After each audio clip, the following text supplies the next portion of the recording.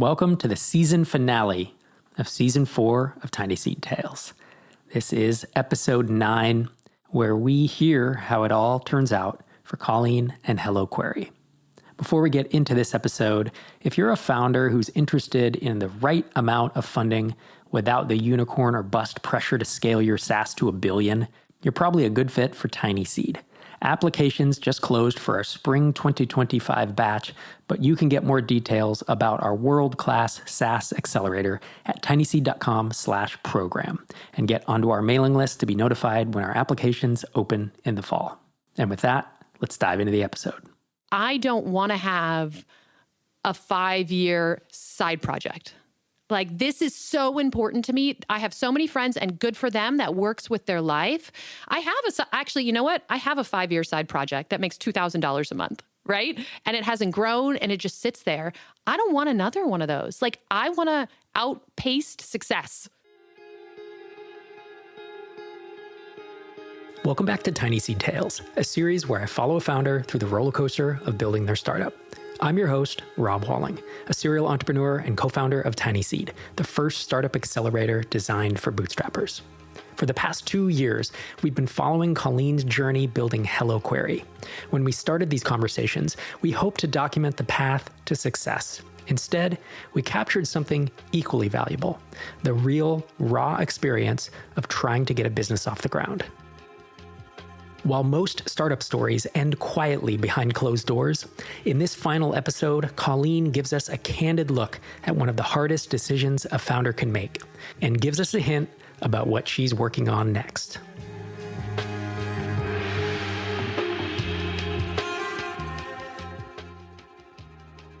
Well, Rob, the good news is I have tripled my MRR since we last spoke. And if I recall, it was like 100, 150 a month. And so you're at 540 or something? 180. So although triple your MRR sounds really amazing, $540 does not a business make. So, it's been a lot of thought about what to do with this. And every single one of those 3 sales, so that's 3 new customers since we last spoke, and we last spoke a couple months ago. Every single one was like horrendously painful. I mean, it was follow-up and follow-up and follow-up and onboarding calls and back and forth. And I just don't see a repeatable path to getting new customers. That is sadly the truth. I had more people that said they were interested. Like I said, 3 converted of that initial list. But every single person finding them has been just like a needle in a haystack.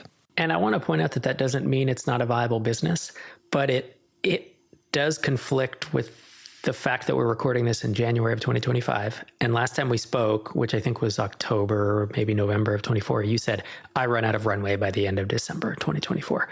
So if you were in the position you are now at 540 MRR a year ago, 2 years ago, where you still had all this runway, I would say, well, you're onto something. Keep pulling this thread, And if you're like, I still have 12 months of runway from TinySeed money or what have you, consulting, and I have the motivation, I'm going to keep going. But you have given this now, we started recording this podcast 2 years ago, almost to the day.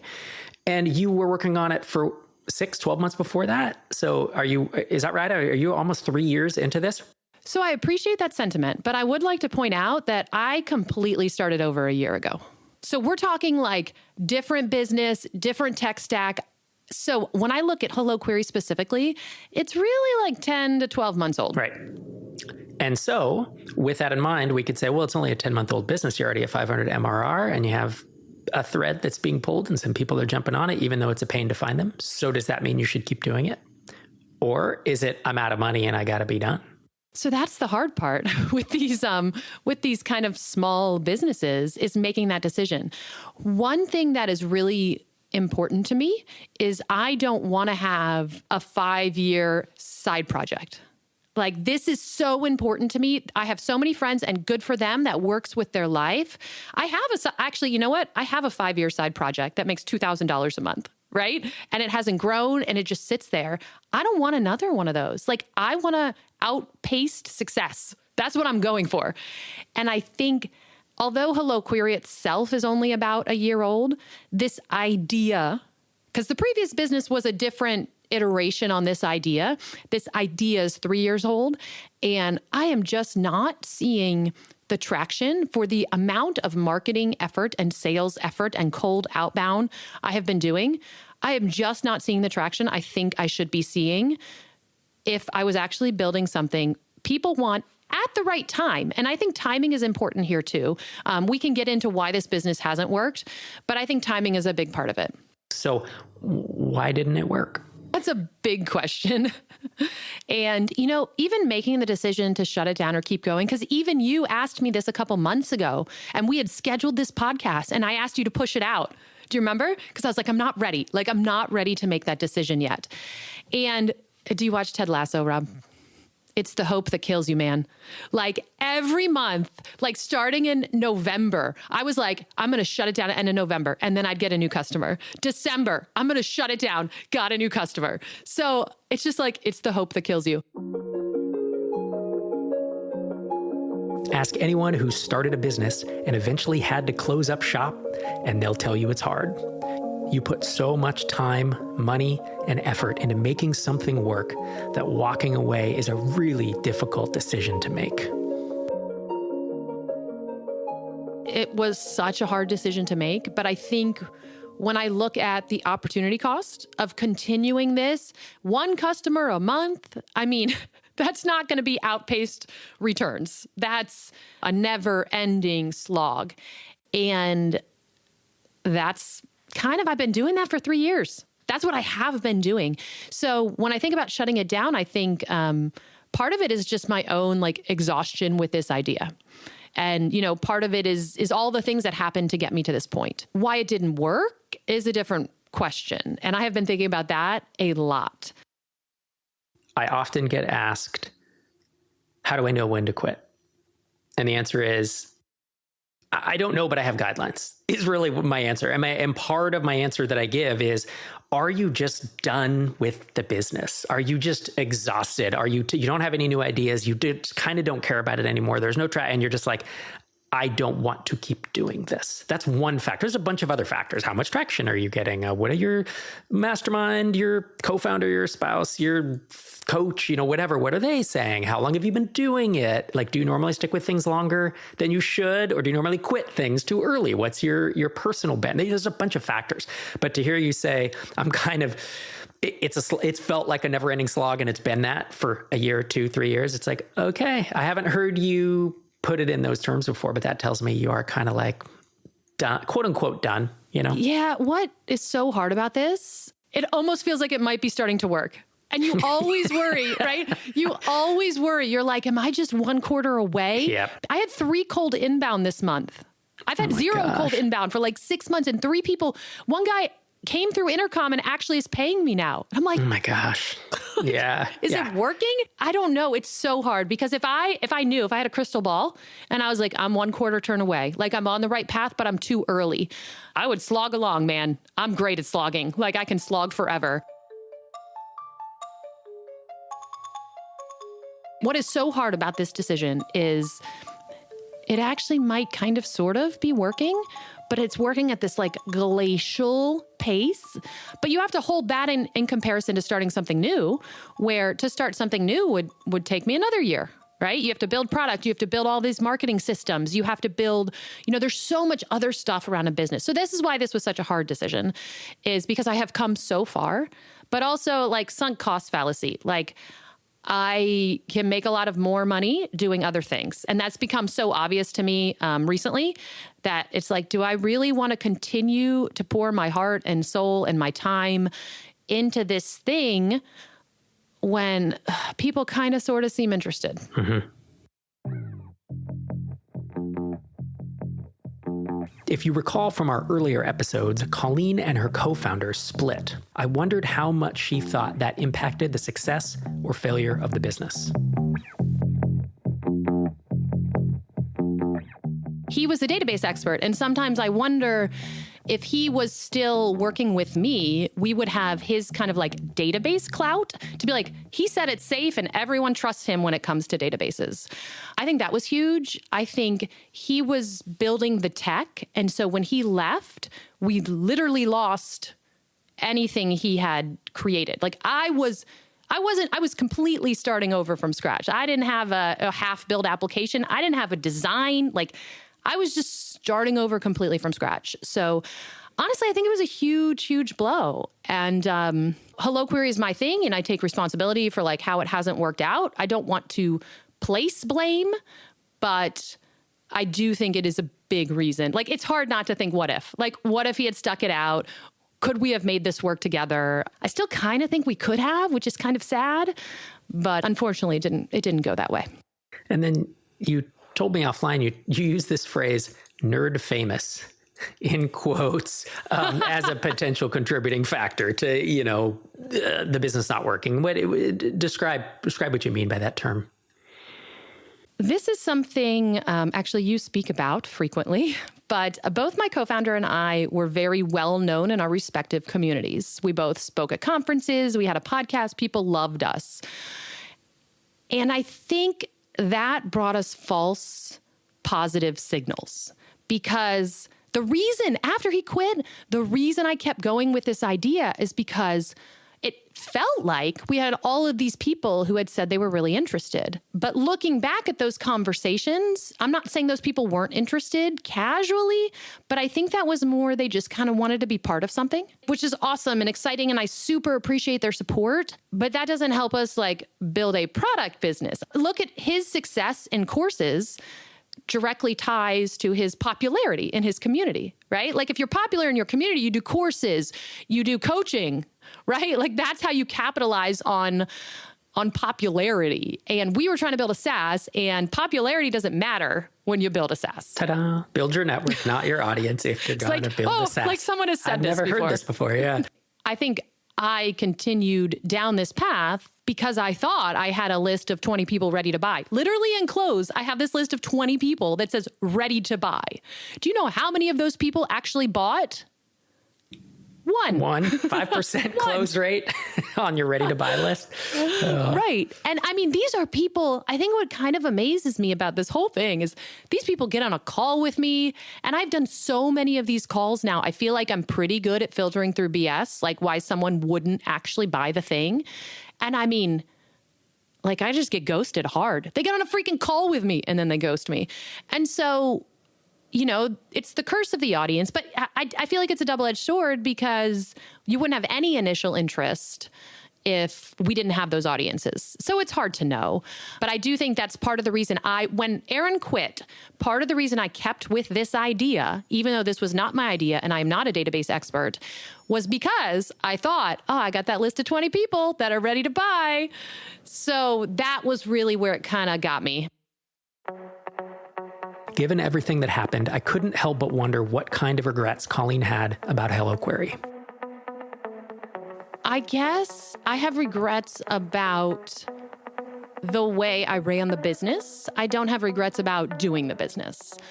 I mean, I quit a job, like a really good job, Rob, to do this business. It was a really good job. Oops. To do this. I mean, I regret how things worked out with my co-founder.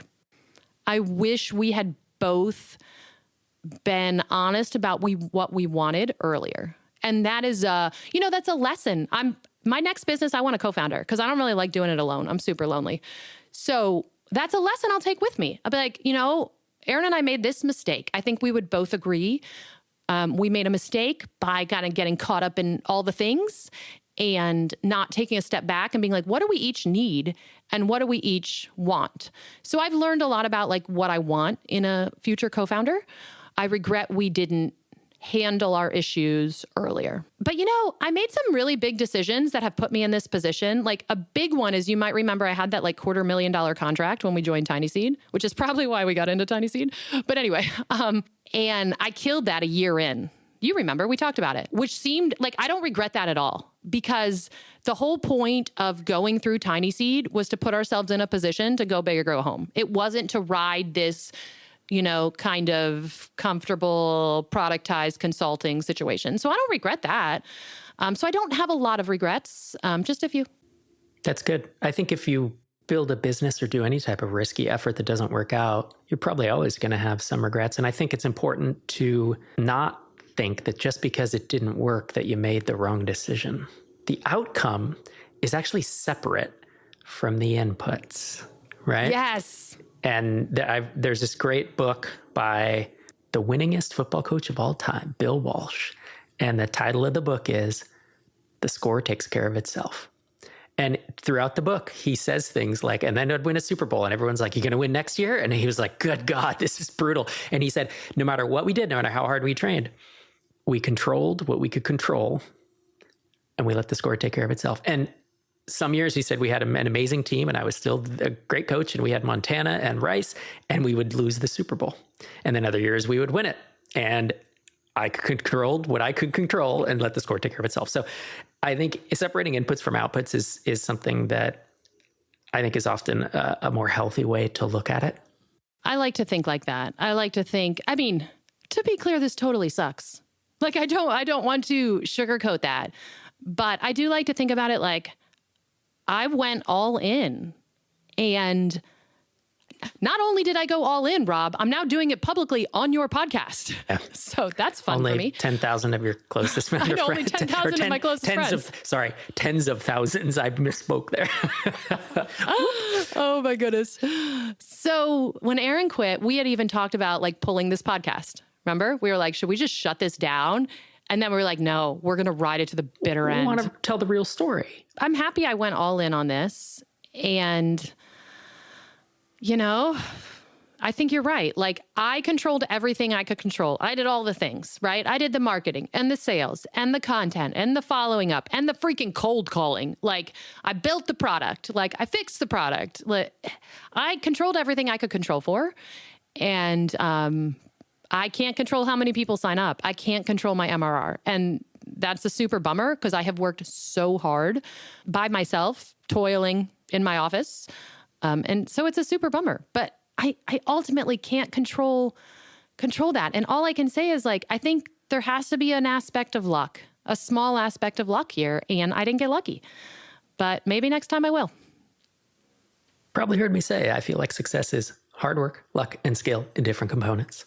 And luck is a factor. It's not the only factor. And I don't even believe it's the biggest factor, but I do believe that it absolutely is. And I also think hard work is something we all can control and put in the hours.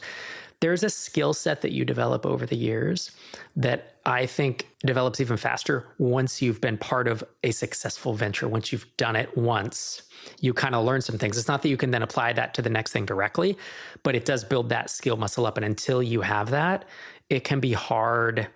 You can have a lot of hard work, and if you don't have any luck and your skills you're developing them, but they're not quite at the level of, someone who's done this 2-3 times, like it can be really hard to get past those uncertain days.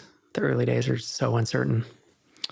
Yeah. And I think, you look back again, trying to figure out why it didn't work. And for me, it's like, did I not pivot enough? Did I pivot too many times? Like, I thought I would be able to pivot myself to this working, right? I thought it was ship, modify. And as we talked about at the top of the hour, like if I'd started this 2 months ago, we'd be like, this is going great.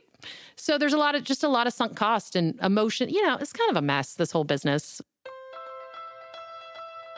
After months of going back and forth, Colleen had finally made her decision. I asked her what that felt like. On one hand, it's nice to have made the decision because there were many, many times this year when I was thinking about it. Shouldn't I, right? So it's nice to have decided, and I think that's important to move forward. It totally sucks. Like it is awful. I feel awful. So I wanted this to work so badly. And so it not working is a big disappointment. But I also know that I'll get to try again right? Like I'll get to take all of these lessons I've learned and try again. And it's not like the end. It's not like I'm 65 and I'm like, oh, I don't have the energy. Like I'm good. I could do it again. And it's hard to connect the dots. You can't connect the dots going forward. You can only connect them going backwards. But I did start this thing, this SaaS marketing gym, which has been awesome. And I think, it was funny because I started SaaS Marketing Gym with Leanna Patch, who is a brilliant copywriter. And we made a lot of money in a very short period of time. Like, and I don't mean that to be like, oh, we're so great. I mean, compared to my SaaS, like comparing this coaching, like I was like, my SaaS has made $1,200 in the past year. This thing made $12,000 in 4 days. Like clearly this is not doing something right here. So there was a bit of that where it was like, oh, maybe this isn't, this thing that I don't love. It's not really a passion project for me. Maybe it is time to walk away. It's still hard though. It's still hard, Rob. Like it's still very hard. And that's the thing that I want to call out here is like, obviously we're going to end this season on a high note or looking ahead, at the future that you have as you ride off into the sunset. But I don't think either of us want to sugarcoat how much of a bummer it is to have to shut down a business, and to not succeed at what you've been trying to do for 1, 2, 3 years.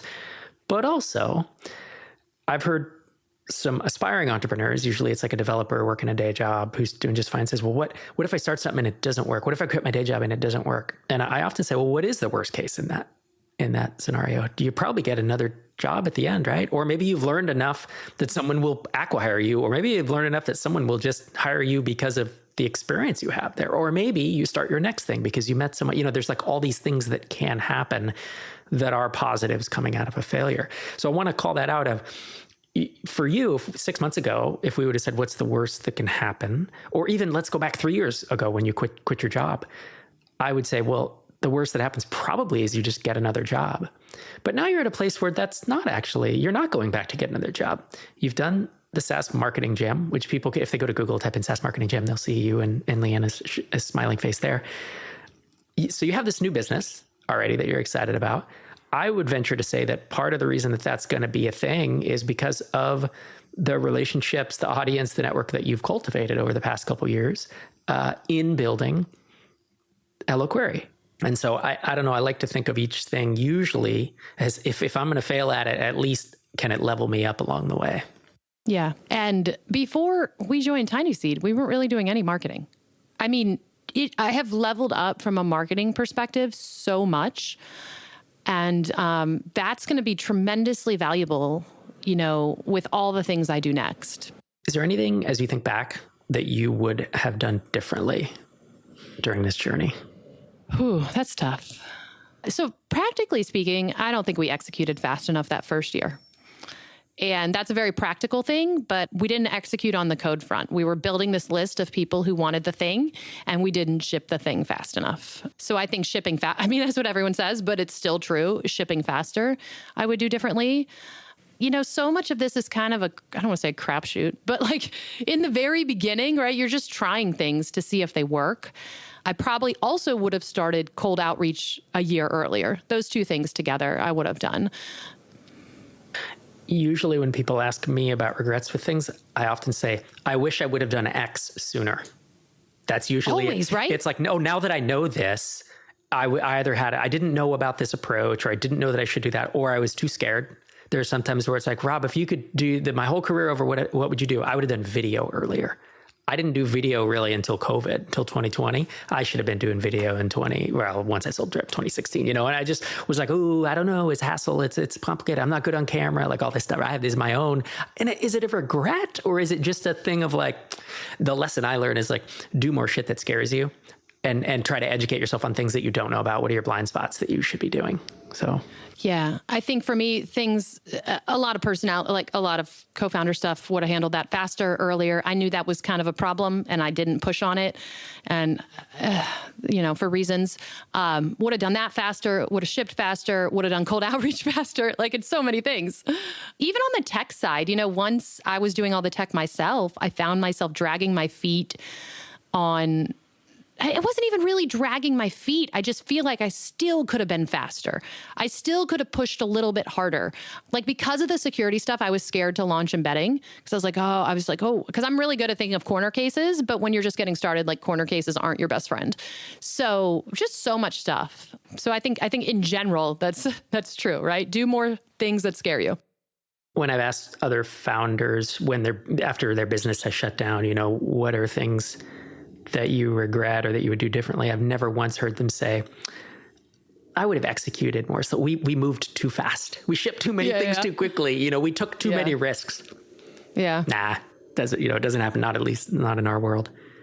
So as we look ahead then to your next weeks, months, years, what is ahead for you? What are you excited about? What are you working on?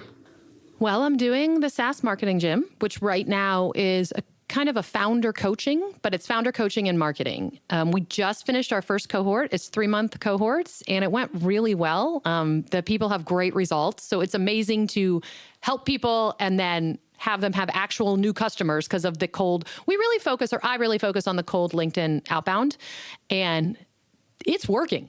It's working. So that's cool. So I'm going to do that. But the nice thing is as Leanna and I are dialing that in, it doesn't take a ton of time. So I think I have to have some big thoughts about, do I try to expand coaching into a community and become more of a content coach creator? Do I do another product business? And if so, what would that look like? How would I get into that? What can I take from what I learned about Hello Query and apply it to the next thing I do? Very nice. Well, Colleen Schnettler, thanks for sharing the real story. I just really appreciate you coming on here for the past 2 years and sharing the kind of the authentic journey and not sugarcoating it. And I think it will make a good story for people who have also struggled to have success and who have maybe had a failure or a shutdown, to hear you go through it and be like, yeah, this is a normalized thing. We've all done this, frankly. Almost all of anybody who has had, some success has achieved this. And, or anyone who has had some success has probably had an effort that no matter their best efforts, they've controlled what they could control and let the score take care of itself. And sometimes, the score doesn't go in your favor. So thanks for doing that. Thanks for having me, Rob. It's been a blast to record with you these past 2 years. Obviously, I wish it had gone differently, but I gave this business everything I have and then some. So I am proud of the effort I put in and the work and the dedication I've had towards this business. And unfortunately, it didn't go my way this time, but hopefully next time it will. And quick reminder to all your listeners that SaaSmarketingGym.com is my new marketing for founders coaching business. First founders are loving it. It's a small, tight-knit group of other founders. Would love to have you. Thank you to Colleen for sharing not just the highlights and victories, but the real messy process of building and winding down a business.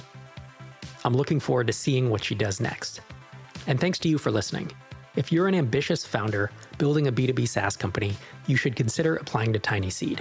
Head to tinyseed.com/apply to get on our mailing list and get notified the next time we open applications.